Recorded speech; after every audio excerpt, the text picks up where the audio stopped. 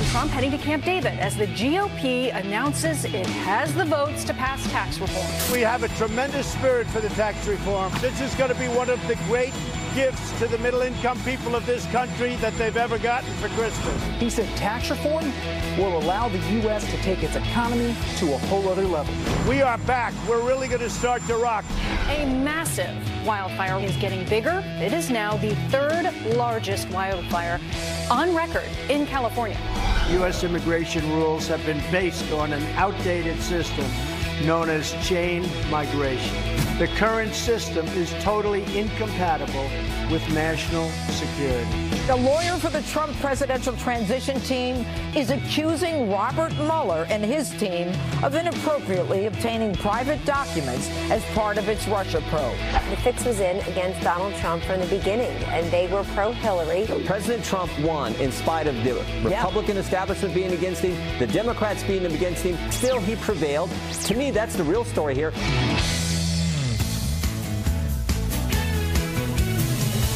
We had Katy Perry yesterday. Kind of second. Okay.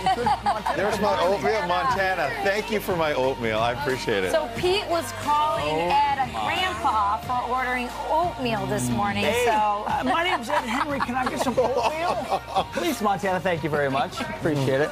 You know, I mean, listen, one I like viewer eggs sent and me- bacon and pancakes and everything for breakfast, but These are oatmeal good. feels like... Oh, it's so good. You want some? Do they still have it at stores? You know what's great about it is one of our viewers said that if you have a problem around the house, you can eat half of it and then use the other for like adhesive, plug up holes and stuff. I'm sure like Sean glue, does that. It's true. So people are writing in. Go ahead. Let me have it. You emailed us and let us know about oatmeal. And this is from Butch. He says, I like oatmeal for breakfast on a really cold morning. Well, Butch. I need that stick to my ribs right. type of food See, he's on to my help side. stay warm. all right, Good from point. Mark, he says oatmeal is great for breakfast as long as crispy bacon is added to the mix. Oh, I've never had bacon in my oatmeal. One viewer yeah, you could break it up tweeted in me. there. A viewer tweeted me we had to put poached eggs in there, and it's great. Anyway, Tammy says oatmeal has soluble fiber, which can help reduce your LDL, the bad cholesterol. I'm a granny, but I've known oatmeal a hero. Brown sugar in there. I've had my share of oatmeal. You know who's not old is Peter Doocy. He's not even remotely old. No, he's young. He'll never look old, by the way. But he's also smart. He's got great hair too. It's true. Let's bring in Peter Doocy. Peter, you've got the Fox News exclusive on the bombshell over Russia's probe. What's happening? What's the latest in Washington over President Trump, Russia, and how it pertains to Bob Mueller? The latest is that the Trump team thinks their Fourth Amendment protections against unlawful search and seizure have been violated by the special counsel because they only realized this week that his investigators obtained tens of thousands of emails between 13 top transition team officials on September 1st. Mueller's team never asked the transition team for these correspondence, though. He went straight to the General Services Administration, the government agency that hosted the server from Election Day to Inauguration Day. Now, a Trump for America lawyer tells Fox that, quote, in short, since the GSA improperly provided them to the special counsel's office, the presidential transition team's privileged materials have not only been reviewed privately by the special counsel's office without notification to Trump for America, they have also been misused publicly. But Mueller's team, normally tight-lipped about things like this, defends the discovery process like this. They say, when we have obtained emails in the course of our ongoing criminal investigation, we have secured either the owner's consent, the account owner's consent, or appropriate criminal process. The transition team says they were ready to cooperate and have been going through these emails and separating ones they think are privileged or not relevant to the Russia probe. But Mueller has the whole batch now, and there was never a subpoena. A GSA lawyer tells BuzzFeed they suggested a subpoena or a warrant for this stuff, but Mueller sent a letter, and that was good enough. The week ahead for the Russia investigation brings Capitol Hill testimony from Andrew McCabe and Bruce Orr, who are expected to speak about new concerns about whether or not the FBI and DOJ have been fair to the Trump team. Back to you. All right. Thanks, Peter. Yeah, Bruce Orr, Justice Department official, demoted in the last week because he didn't tell other people at Justice he had these contacts with Fusion GPS. And as Rachel pointed out last hour, his wife was being paid by Fusion GPS. Right. They're the folks who put together the dirty dossier that may have sort of weaponized paid for by the Clintons. Clinton and the DNC. And the DNC. Yeah. And then Tuesday, Andy McCabe. She's the Russia expert for Fusion GPS. Not like she's not working on like Australia. She's working on Russia. I think when you add all of these pieces together, I mean, we could be looking at one of the worst electoral election scandals in U.S. history, really. I mean, these people, looks like they got together to use the criminal justice system to affect the election, either in the case of helping Hillary Clinton so that she didn't get, stained with the email scandal, or by putting the stain on Donald Trump after with the Russia corruption narrative. And the challenge is to stay focused. We were talking about this we were listening to Peter Doocy, but he was talking every word. GSA, PTT, all these acronyms, you can get lost in the bureaucracy, and I think that's exactly what they were counting on. Right, and maybe you can't find us because we're so disparate, and Hillary Clinton was going to win, so you're never going to find out anyway. And then when you try to investigate us, we can deny and hide and wait, and you'll never find it out. Except they said, if she does win, we have an insurance policy. Right. And what does that mean? What does that mean? What were they cooking up? They will definitely ask Andrew McCabe about that. Well, here's what I think is fascinating, too, because when Rachel adds that in the text messages within the FBI and the insurance policy, were they trying to impact the election, and post-election say, well, if Trump wins, we're gonna investigate and we're going to try to knock him out, essentially. So that narrative has changed in the last week, and it's been bad for Democrats. So what do? Jackie Speier, a congresswoman from California, openly says, look, I'm hearing rumors that the president might fire Mueller. Let's just throw that in the mix and change the narrative. Watch. The rumor on the Hill when I left yesterday was that the president was going to make a significant speech at the end of next week, and on December 22nd, when we are out of D.C., he was going to fire Robert Mueller. I believe that the president wants all of this shut down. He wants to shut down these investigations, and he wants to fire Special Counsel Mueller. So that's the rumor on the Hill, confirmed by Walt Schaub, who's the former Obama ethics czar. Remember, Obama only lied 18 times, according to the New York Times. Ed reminded me of that. So he was clearly very good at his job as the ethics czar. He tweeted this. He said, this weekend, I'm stocking up on phone chargers, warm clothes, and gear. He forgot gold, but he did go on to say, for when we take the streets, I'm concerned the assault on the rule of law is coming over the holidays when we're distracted. It'll be a defining moment for the Republic. So just as the public is learning about what the deep state has done to take on Donald Trump, they're doubling down on the theory that, no, he wants to fire Bob Mueller to cover up the collusion that he had with Russia when we've seen no evidence. These are the same critics of the president who say, oh, he has problems with the truth. He pushes false narratives and all the rest. And you have members of Congress on the Democratic side openly saying, I'm hearing rumors. That's what I'm basing it on. Rumors say he's going to fire Mueller. Come on. And these rumors that Trump was going to fire Bob Mueller have been the rumors since Bob Mueller was appointed to the special counsel. And he hasn't been fired. It hasn't happened, and by the way, would be bad for Trump. Of course. So the Fox News channel went to Ty Cobb, the lawyer for President Trump, and said, hey, is Bob Mueller going to be fired? And Ty Cobb said in 5 words, Mueller will not be fired. So it sounds like there's a lot of fake news based on rumors, a lot of anonymous sources. We've learned about anonymous sources through what this president has educated us on. How many stories have been wrong about the investigation just in the last week and a half? Well, speaking of fake news, we have the Pope, who seems to be weighing in. He's not fake. The Pope weighing in on fake news, a very interesting alignment with Donald Trump, because we know that they don't agree on much. But here's what the Pope says about fake news. He said, you shouldn't fall into the sins of communication, of disinformation, or giving just one side. Calumny that is sensationalized, or defamation, looking for things that are old news and that have been dealt with and bringing them to light today. Interesting. What do you think about this comment? Sins of communication. Let us know. Sins of communication. The Pope has kind of been all over the map. I mean, the Pope shouldn't be on a political spectrum, right? The Pope's got the direct line to the big guy. I don't. The big guy. But he does. So let us know. Friends at foxnews.com. What do you think? Sins of communication. He's basically warning. But one of the points he makes is don't traffic in old news. This idea that don't go back to yesterday and litigate. I think I'm not I'll make it political. I don't mean to.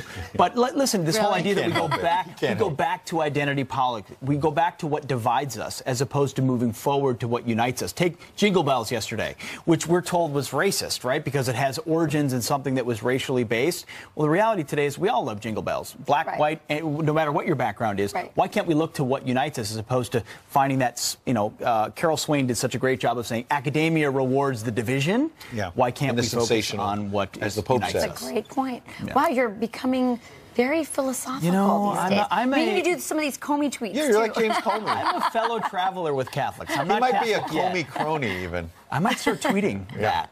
Comey-like. You know, the Pope saying here from both sides, he almost said fair and balanced. He almost got there. He almost did. Don't give him that. All right, turning now to your headlines. President Trump touting the Republicans' tax cut plan, calling it a great Christmas gift for the middle class. If you look at the whole thing, everybody's going to benefit. But I think the greatest benefit is going to be for jobs and for the middle class. The House is expected to vote on the final tax bill early next week. If it passes, it will then go to the Senate. Police in Australia arrest and charge a man with acting as an agent for North Korea. The South Korean-born Sydney man is charged with attempting to broker sales worth tens of millions of dollars. The deals included components used in ballistic missiles. He's also charged with trying to generate income for the rogue nation from the sale of coal, which is on the UN sanctions list. The 59-year-old could face up to 10 years in prison. How do you get those materials? Wow. Over 300 passengers catching a nasty stomach virus on a Royal Caribbean cruise. That's over 100 more people than was previously reported. The cruise is now back in Florida after a 5-night horror of a journey through the Caribbean. That sounds awful. Guests waiting for up to 4 hours on board just to see a doctor. Royal Caribbean says crews are deep cleaning the ship before heading back out to sea later this week. I hope so. It's still unclear what caused the illness. A Wisconsin firefighter giving his girlfriend and her daughter a special surprise during a Christmas parade.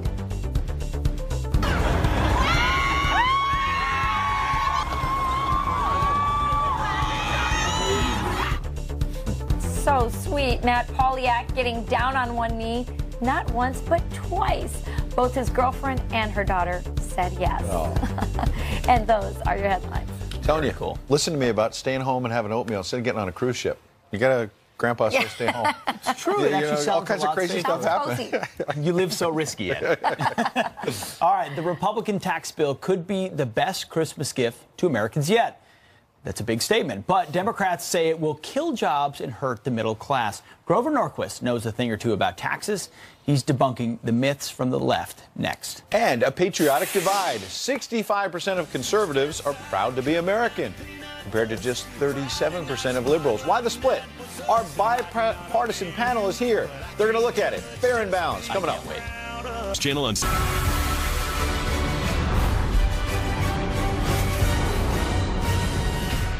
President Trump is defending the Republicans' tax cut plan, pushing back against criticism that it will benefit only the wealthy. Look at the whole thing, everybody's going to benefit. But I think the greatest benefit is going to be for jobs and for the middle class. So what are the top things in the tax bill that will make an impact on your lives? Grover Norquist is the founder and president for Americans for Tax Reform. He joins us now live. Grover, nobody knows more about taxes. I'm not just saying that to puff you up here. And it seems to me that while it might be hard for the president to defend the idea in what he said there that everyone will benefit, there are some people who are clearly going to see their taxes go up. But the fact is, Democrats almost seem like wind-up dolls sometimes. No matter what plan is put in front of them, it only helps the rich. That's all they'll say. This is what they've said every time we cut taxes on everyone. When Reagan cut taxes across the board, keep in mind, every single American who pays taxes will get a rate reduction. We used to have a $12,000 exemption for a couple, so you'd pay zero taxes on the first $12,000. That goes to $24,000. So the idea that this is not important to middle-income people is nonsense. Somebody making $74,000 a year, sort of average in the country, gets a $2,000 tax cut. But that's not the only benefit. And the president spoke to one of the others. Look, you're going to have lower rates. Two, we're going to cut taxes on businesses to make it easier for them to hire more people, to invest more.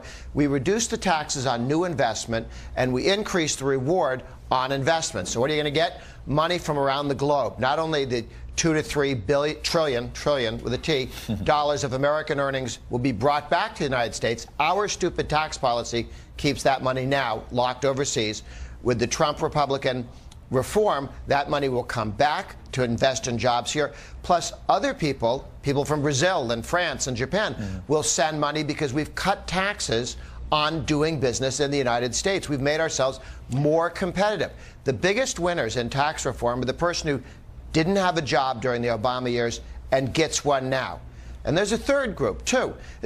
If you have a 401k or an IRA, if you have any stocks, we're going to see dramatic increase in the stock market because we increase, just by cutting taxes, the after-tax cash flow of every company in the country by about 23%. Okay. That's going to drive the stock market up, and your life savings will increase. So let's just really quickly, Grover, go over some of the criticism of the plan. So critics are saying that it's, really not going to lead to that much job growth. What would you say quickly to that?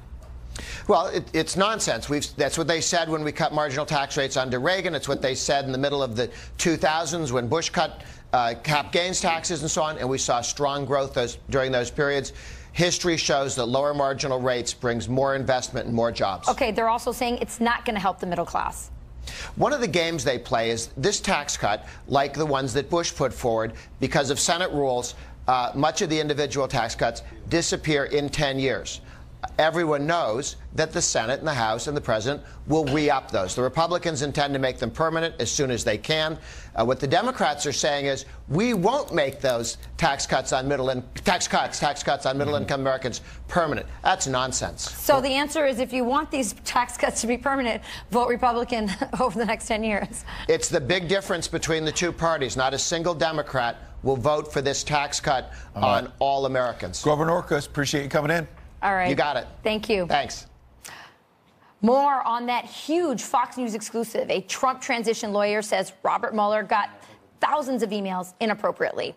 Could there be a criminal case here? DOJ Public Affairs Director Sara Flores weighs in next. Plus, it was the trial of the century. But decades later, people still wonder how O.J. Simpson got cleared of murder. Well, his former lawyer is about to drop a bombshell. You better stay tuned. Now we've got your news by the numbers. First, $26 billion. That's how much it will cost taxpayers to keep dreamers in the U.S. over the next decade. According to CBO, many benefiting from DACA will be eligible for Medicaid, food stamps, and other programs that you pay for. Next, 54%. That's First Lady Melania Trump's approval rating among Americans. According to a new poll by Gallup, her favorability going up by 17 points since President Trump took office. It turns out Americans like her Christmas decorations. And $28,000, that's the low-end price estimate for the newly unveiled 2019 Chevy Silverado when it hits the market late next year. But with all the bells and whistles, that price could be closer to $60,000. That's a truck for you. Yep. This morning, a new potential bombshell in the special counsel's Russia probe. Fox News exclusively learning that a lawyer for the president's transition team now accusing Mueller's team of improperly obtaining documents. Here to react to that and a whole lot more is a top aide, Sara Flores, Director of Public Affairs for the Department of Justice, serves Attorney General Jeff Sessions very well. Good to see you this morning, Sara. Good morning, guys. Good morning. Let's start with the news breaking overnight. What can you make of this? A lot of people in our audience, a lot of people around the country wondering what is happening with the Mueller probe. You have Democrats saying they're hearing rumors, and they just call it that, rumors, that Robert Mueller is going to be fired. But more specifically, what do you make of the fact that you serve in the Trump administration, the Trump transition team is upset that the special counsel obtained all of these emails? What do you say to it?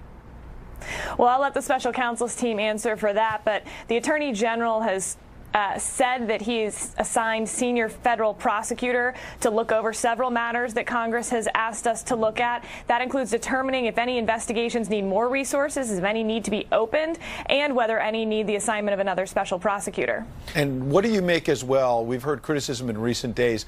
In fact, Jason Chaffetz, the former Republican congressman, now a Fox News contributor, yesterday said he wants to see Jeff Sessions step aside. He's frustrated that, among other things, when we look at these text messages from Peter Strzok, he didn't get fired. He got reassigned to another job at the FBI. Audience hear that and they say, how in the world did that person not get fired? Is the Attorney General on top of this? What is he doing about that text message situation? Absolutely. Well, first of all, we've tried to be incredibly transparent with Congress. We've made witnesses available, like a confidential informant who can speak about Uranium-1. We've made Strzok, Bruce Orr, Andrew McCabe available to Congress as well. And as you know, we turned over those text messages to Congress. So could the Attorney General unrecuse himself as it pertains to what may have happened inside the FBI and DOJ, as it pertains to political connections to target the Trump administration, Trump transition, the Trump presidency? Well, the Attorney General, of course, oversees personnel issues at the FBI. It's why James Comey was removed. He absolutely is in charge of ensuring fair, unbiased investigations throughout the Department of Justice. It's something that he cares about deeply. Do you think there will be a second special counsel for the Russia investigation? Very important at the Department of Justice that we not confirm or deny investigations and that we don't talk about them while they're in process. So I'll continue that tradition. But the American people should absolutely feel confident that this is being handled at the most appropriate level. Sara, moving on to some other big issues the Attorney General is trying to tackle. We appreciate you addressing those important issues as well. But we saw the Attorney General on Friday with the President of the United States at the FBI Academy, both talking about fighting crime across this country, particularly places like Chicago, where it's just gotten completely out of control in some parts of the city. I understand that the Attorney General is making some big announcements coming up. Absolutely. You know, when the president took office, he said he was going to make America safe again. It's one of the reasons why he got elected. And on the day that Attorney General Sessions was confirmed, he sent us executive orders to reduce crime. That is exactly what the Attorney General is doing. So he is starting a 3-state tour today, announcing 40 new federal prosecutors dedicated to violent crime. Over the last 2 years, 2015 and 2016, we saw murders go up 20% in this country. That is unacceptable. And so we are assigning federal prosecutors to deal with this specifically, to target the most violent offenders, and to work with our state and local law enforcement to support them in their work and increase morale throughout the country, because they should know that we have their backs. So, Sara, just briefly, how does an executive order reduce crime? Well, it told us to target the most violent offenders and figure out how to bring down this crime wave that we've been seeing that has just increased over the last administration. So the Attorney General sent a new charging policy, which will ensure that violent offenders are treated appropriately under the law. Sara, last question, DACA and what we do with the children of illegal immigrants who are here in this country. Something the president has suggested he wants to find a compromise on. It's gotten wrapped up, as you know, in these end-of-the-year budget negotiations. Do you think the president, the attorney general, top people in the Trump administration are willing to hold firm on making sure there are tough crackdowns on illegal immigration as part of a DACA deal, as part of a negotiation to prevent a government shutdown? Are they going to stand firm on that? It's such an important part of the president's message, and it's so incredible to me that Democrats would consider shutting down the government over common sense immigration solutions. They can fix DACA, but we've also got to secure the border. We've got to end chain migration and the diversity lottery. This isn't just an economic issue. It's a national security issue, as we've seen over the last 2 months with terrorist attacks in New York. Sara, we're going to have to leave it right there. You're speaking too much common sense. Thanks, Sara. Appreciate Can't it. go any further. Have a great morning. Have a Appreciate great morning. It. All right. First, it was Jimmy Kimmel going after the FCC chairman over net neutrality. I just want to say thank you, President Trump. Thanks to you and this jackhole you appointed to run the FCC. Why do we play that clip? Now it's Luke Skywalker. Wait, he's getting involved? And patriotism is something that should unify our country, but a troubling new poll shows that we are deeply divided. Shouldn't we all be proud to be Americans? Our panel is here to discuss next.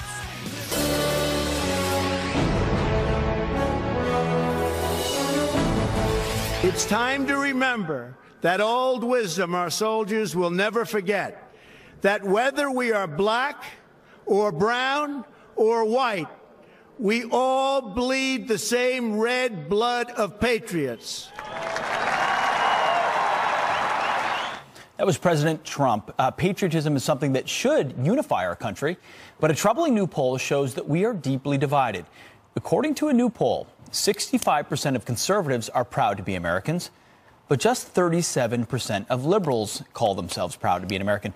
But shouldn't we all, I feel like 65% is even low, be proud to be an American? Let's ask our panel. Political science professor Dr. Jeanine Zaino, former NYPD lieutenant and Army veteran Dr. Darren Porcher, and personal finance expert Emma Johnson. Thank you all for being here. Thank you.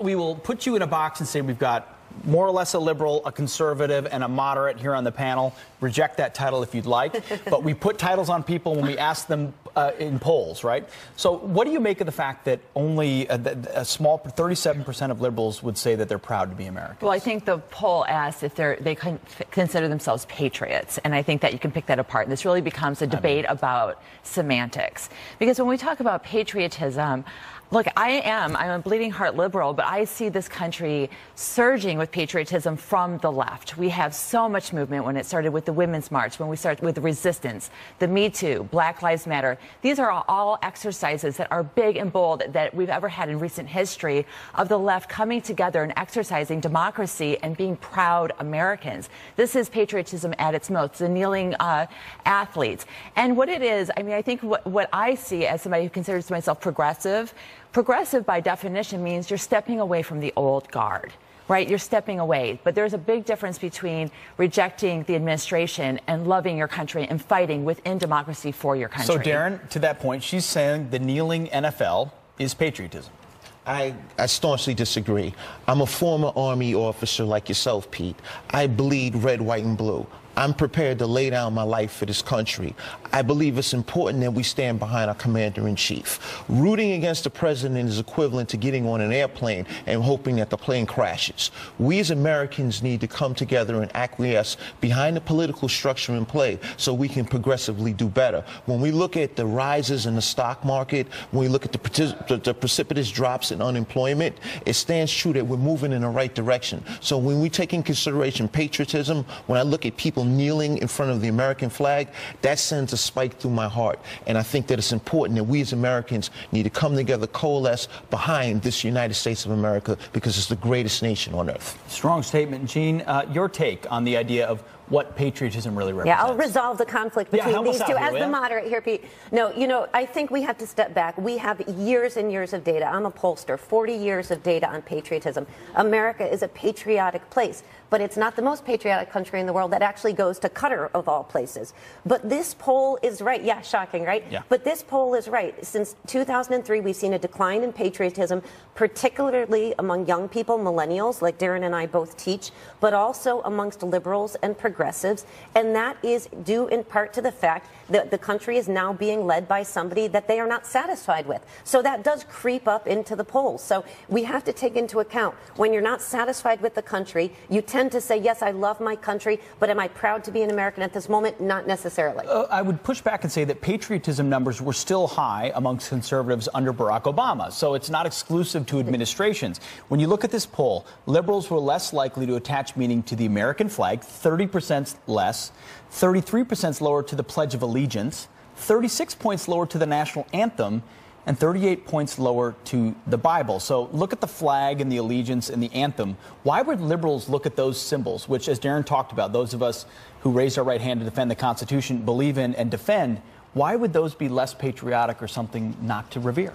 No, and I understand that very much. We do attach it to our administration, and we also attach it... Why should we? Well, I don't... You made the point that we don't, because the Women's March and all these things... Well, we do. I'm saying that we do, but I'm saying in terms of our allegiance to our country. I think when these polls come out, as they do periodically, the conservative right jumps on it and says that liberals hate America. Liberals are not patriotic. We don't believe in our country, and I'm arguing that we do. We do reject the administration, and I think a lot of it, when it comes to those symbolic things like the flag, we see that as the global-facing symbol of our country, our foreign policy, which we're ashamed of. We're ashamed of America's foreign policy.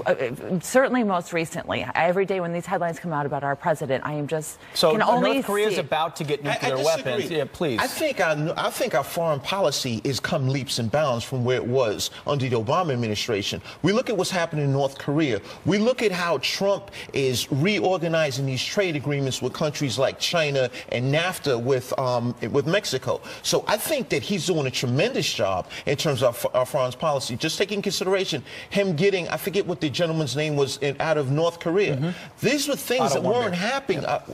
These are things that were not happening under the Obama administration. I think that President Trump has been focused on a level of strength, and we've been getting kicked around for years and years. And it's about time that someone has stepped up and represented this country, and as opposed to isolating us, putting us at the forefront in diplomacy. Jean, we're out of time. Last word. I would just say Americans are patriotic, but you're right. Conservatives, Republicans have for a long time been slightly more patriotic or willing to say that they're proud to be an American, liberals and Democrats. But that doesn't mean we're not a patriotic country. 3/4 of Americans say they're proud to be American, but they want changes in the country. Conservatives and liberals alike. Well, sure. If we all kneeled for the anthem because we thought our country wasn't perfect, we'd all kneel. Because but our country is not perfect. But actions the reality speak so much louder than these gestures. I do think that kneeling is important. During the anthem?